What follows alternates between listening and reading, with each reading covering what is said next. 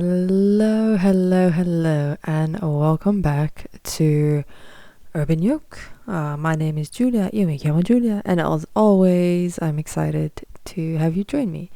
So, I missed the last videos, um, basically just because, things were going on, but I do have some good news.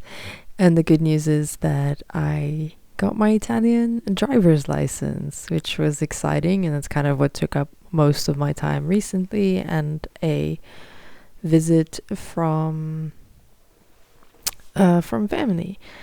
And it left me kind of reflecting on a lot of things, and I suppose in the space of, self-recognition and understanding that we can take some time to just acknowledge and be happy for the things that we've done.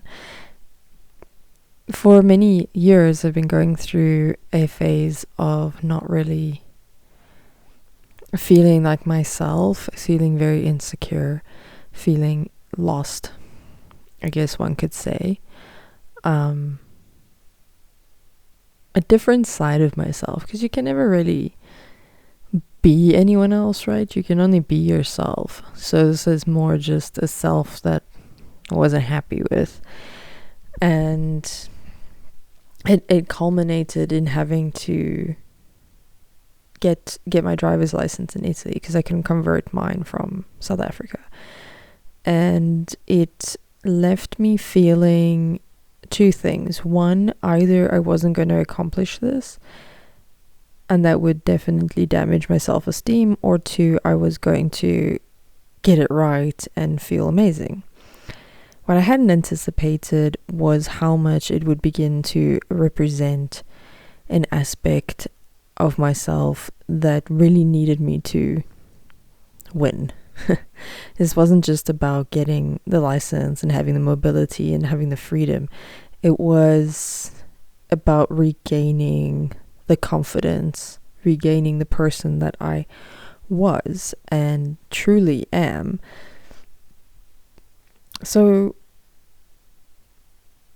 it was bizarre. I felt amazing in the moment, and unfortunately afterwards I had this major anticlimactic feeling, which I hated. And I felt so bottomed out, right, like immediately after this intense euphoria. And I find that it does happen sometimes when you are feeling good about something. You're like, oh my gosh, I cannot believe I actually did it. And, did it in one go. And here I am now. I've got this thing. I've got proof of having achieved something I thought would take so much longer, or I just maybe never actually expected to get. But I did. I did it, and I did it with confidence. I did it with happiness in my heart. And yeah, so I was saying, when these things happen, often there's an expectation for this huge celebration, but in actual fact, it's not going to happen, because it doesn't have the same meaning for other people, and that can feel very anticlimactic, and that's okay. So, I guess what I'm trying to say is that I'm having this understanding, this realization of just being happy with myself and being happy with what I've done, and celebrating quietly, as it were, or just with those closest to me. And that's pretty awesome. I get to share these amazing moments with my husband, my daughter, and even my cats. They don't really understand what's going on, but I share it with them anyway, because they're part of the family.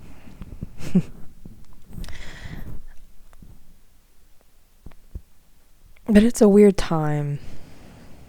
I've recently gone back to finding a way through pain, and pain therapy. And I will do another video that is a bit more focused on the actual process and what it's been like here in Italy, going through the bureaucracy, and my expectations and what they can really offer. But to touch on the more emotional side of it, it adds to the ups and downs quite intensely. So it's just constant ebbing and flowing of emotions, where I am truly excited and happy about getting my license, and I feel like I can accomplish anything, and I want to take over the world, and I want to be inspired, and I want to inspire others, and I just want to feel exhilarated by the joy of taking on challenges and bringing down obstacles and never looking back, and being that eternal optimist that I am. But then I've still got to go to the hospital. I've still got to sit in the chair. And I've still got to hear them say, "We don't know what else to do for you."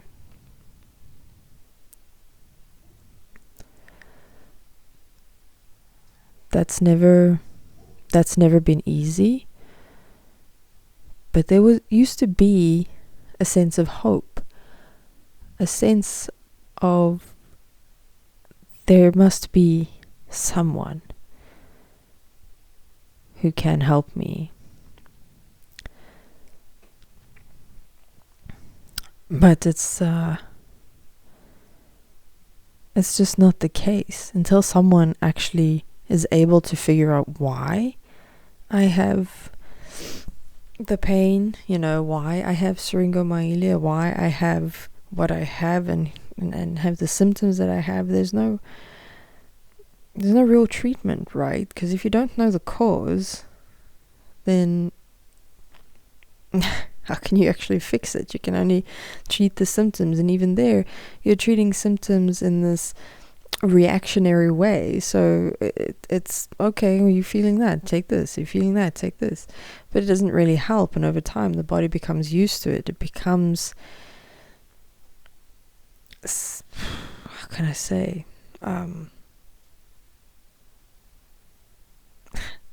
The medication in a way becomes irrelevant. It's just kind of there. So, what do you do? And that's what these past few weeks have been. It has been that feeling of going back and forth, back and forth. It's really hard to make videos and stay concentrated and think about anything. So a bit of energy that you do have, you focus it on the paying work one has, and the family, and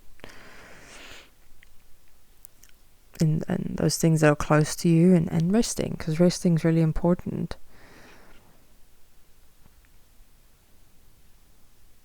And I struggle. I kind of go through these moments of wanting to just give up and not do anything else, and just live a so-called simple life. And then I have other moments where I don't want to do that. And so I'm here. I'm here talking again, trying, because I want to inspire other people with chronic pain to go for their dreams, or at least a different version of it. I want to inspire people to be creative and to push forward and to find that optimism within themselves. As down as I feel sometimes, and as hard as it's been this past few years, just to get outside of myself and feel less insecure, feel less like it's never ending, the doom and gloom of it all. I don't function well in that state. I don't think anyone really does, but it's truly not me. I am rarely the pessimist, actually. I'm extremely optimistic to the point where I think it's actually gotten me into some trouble, but it's also gotten me out of some tough situations, and it's made many hospital visits a lot easier. Even the most recent one, that wasn't bad. I mean, the doctor, the nurse, the professionals are very nice. The hospital itself was fairly decent. It was a good experience as far as hospital visits go. But it was still sad. It was still something that really hurt, and I think to a certain extent I felt a little heartbroken. But I don't acknowledge it in the moment, In the moment I'm like, oh no, it's fine. I'm getting like a 5% of relief or 10% of relief. It's something, You gotta look at it that way and think to yourself, it's okay. Every little bit counts, right? And it's true. Every little bit does count. Of course it counts. We are able to move forward as long as we can be motivated, as long as we can find inspiration and the silver lining. And that's pretty much why I want to keep doing this. I'm not sure people are really listening. I mean, there's definitely not that many people listening, but if I inspire one person, if I inspire 5 people to try and go for their dreams, or to find stability, or just to find peace within themselves, then it's worth it.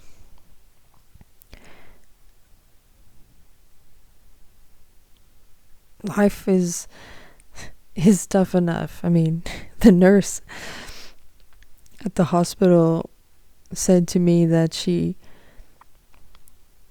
couldn't imagine dealing with all of these different pains, aches and pains. And we even spoke about living in Switzerland, and she's like, oh no, they're so rigid. And between the rigidity of those people and all the other people she meets, because, pain therapy, pain specialist, she said it's hard enough just existing on this planet. Anything extra would just be too much to carry.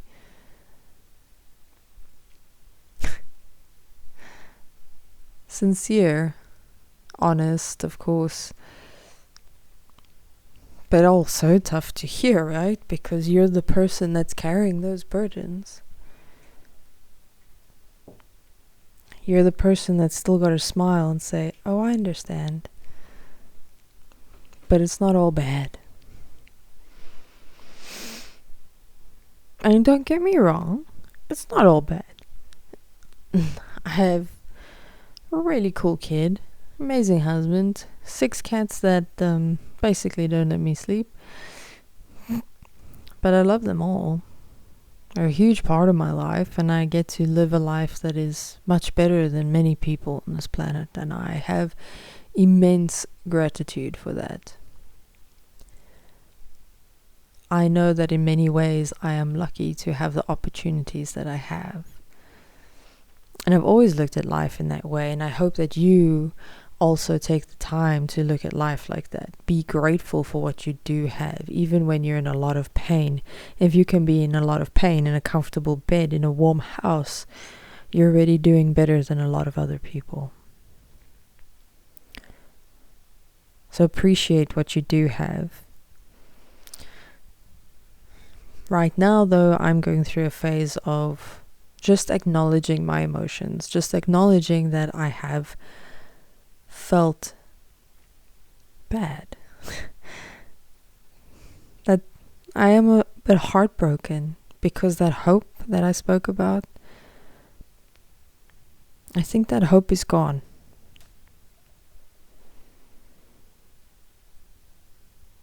And it's not bad it's not negative in the sense of like, oh, I'm hopeless.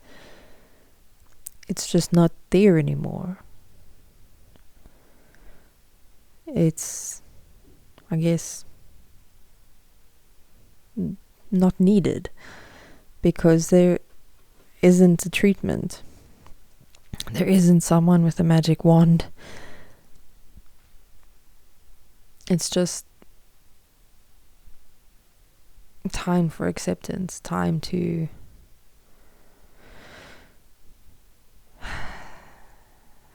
just live my life and stop chasing something that doesn't really exist.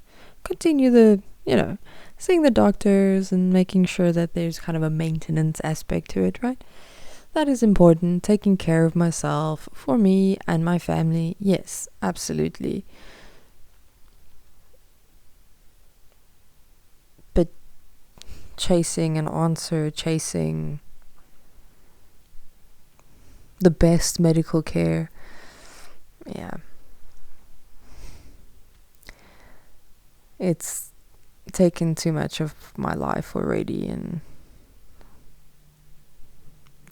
whatever I have left, I want to enjoy it. I want to enjoy it doing the things that I love as close as I can. There are certain things that I would love to do, but yeah, between the pain and my spine, it's probably not a good idea. So within reason, do the things that I love. Be with the people I love. I don't know. It's a strange stage to be.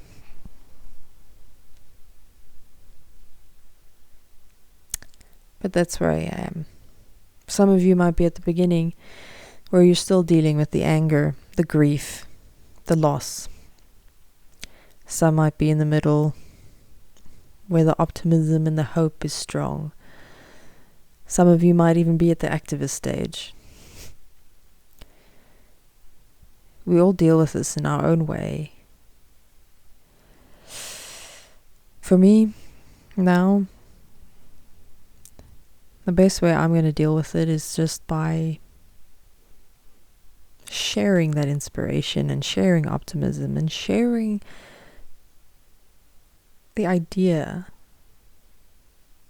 that you can find stability, you can move forward.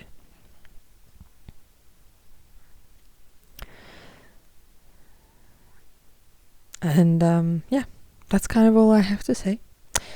So if you have any questions, of course, let me know. If you have any specific questions about the pain therapy, or, about the process here in Italy, or just how it's been at any hospital, let me know in the comments, so I can add that to the video I will make about the whole thing. And yeah, that's it. And I hope you enjoyed watching me make this very simple meal, something that I actually enjoy and reminds me of my grandmother. So yeah, whenever I feel like I need to be nurtured, I often think about her food. Spent a lot of time there when I was sick as a child. So yeah, my happy place. But anywho, that's that. And yeah, chat to you in the next video. Ciao.